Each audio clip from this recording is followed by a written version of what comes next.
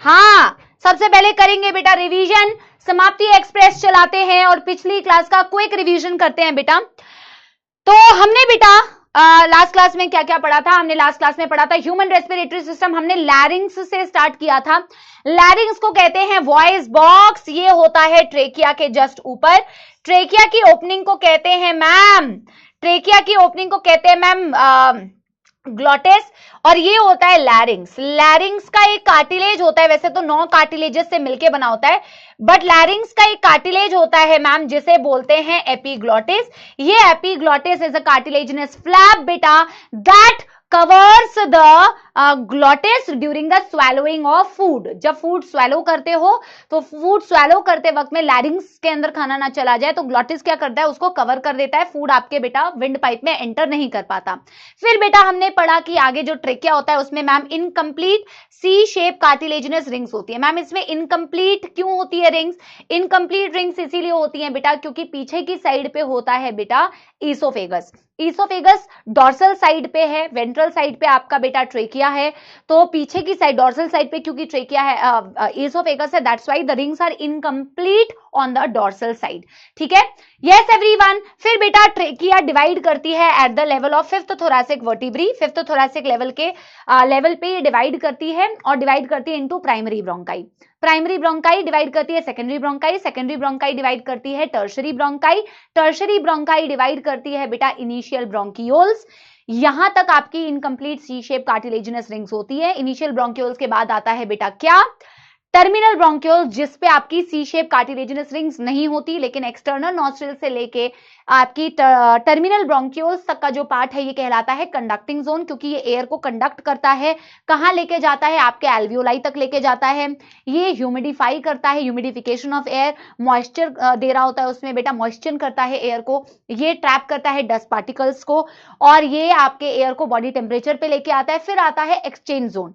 Terminal bronchioles तक तो बेटा आपका कंडक्टिंग जोन था, उसके बाद आती है रेस्पिरेटरी ब्रोंक्यूल, उसके बाद आते हैं एल्वियोलर डक्ट, उसके बाद आती है एल्वियोलाई, ये होती है बेटा आपकी एक्सचेंज जोन या रेस्पिरेटरी जोन। ये एक्सचेंज जोन या respiratory zone is the zone बेटा जहां से एयर का एक्सचेंज होता है, जहां से एयर का एक्सचेंज होता है। एल्वियोलाई टोटल 300 मिलियन होती है दोनों लंग्स में मिला के। आपके लंग्स को अगर देखोगे तो लंग्स रेस्पिरेटरी ट्री यार, आपकी ब्रोंकाई, आपकी ब्रोंकियोल्स, आपके एल्वियोलाई ने मिलके आपके लंग्स को बनाया होता है। चाहे कोई भी लंग हो बेटा, राइट लंग या लेफ्ट लंग, ये कवर्ड होती है डबल मेम्ब्रेनस प्लूरा से। हमेशा याद रखो, बाहर वाली मेम्ब्रेन को बोला जाता है पेराइटल प्लूरा और बेटा अंदर वाली लेयर को बोला जाता है विसरल प्लूरा, और दोनों के बीच में फ्लूइड होता है जिसे बोला जाता है pleural fluid. Pleural fluid reduces the friction between the two pleural membranes. The outer membrane is towards the thoracic chamber, the inner membrane is towards the lungs. But what is thoracic chamber and how the thoracic chamber is formed या thoracic cage is formed? thoracic chamber किससे बना होता है? तो ventral side पे sternum, dorsal side पे vertebral column, कौन सा वर्टिब्री बेटा? Thoracic vertebrae. लेटरल साइड पे रिब्स, और नीचे से डोम शेप, ऐसा शेप होता है डोम शेप मसल, डायाफ्राम। इन सब ने मिलकर एक एयर टाइट चेंबर बनाया हुआ है थोरैसिक चेंबर, जिसमें तुम्हारी लंग्स प्रोटेक्टेड होती है बेटा। बोन्स है, बोन्स के अंदर सॉफ्ट ऑर्गन प्रोटेक्टेड है। और मैंने आपसे कहा था थोरैसिक चेंबर में अगर कोई भी बदलाव करोगे, थोरैसिक चेंबर के वॉल्यूम में अगर कोई भी चेंज करोगे तो बेटा उसके अंदर जो लंग्स प्रेजेंट है उसके वॉल्यूम में भी चेंजेस आएंगे। और आप देखोगे ये चेंजेस आना जरूरी है ब्रीदिंग के लिए। आज आप पढ़ोगे ये ब्रीदिंग की मैकेनिज्म पॉसिबल ही नहीं हो पाती अगर आप बेटा इनके वॉल्यूम में चेंज नहीं कर पाते।